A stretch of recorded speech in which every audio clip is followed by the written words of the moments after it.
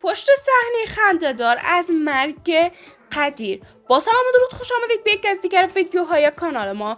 آرزو دارم که تا آخری این ویدیو با ما بوده و نیز کانال ما رو سابسکرایب نمایید. عکس هایی از پشت صحنه مرگ قدیر در سریال خواهران و برادران.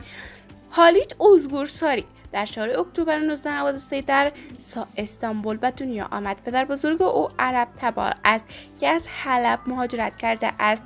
او پس از فارغ التحصیل از دبیرستان از دانشگاه بیلگی استانبول گروه اقتصاد فارغ التحصیل شد. حالیت در دوران دبیرستان و کالج خود مدل شد و چهره بسیار از برندها شد. او در طول این سالها در مقابل دوربین و با کمک انگیزه‌های کانات بازیگری را از اسرا گیزوش، هنرپیشه ترک، در استودیوی صنایع دستی بازیگری پایه و پیشرفت آموخت. با تشکر که تا آخر این ویدیو با ما بودید. تا ویدیوی دیگر بدرود.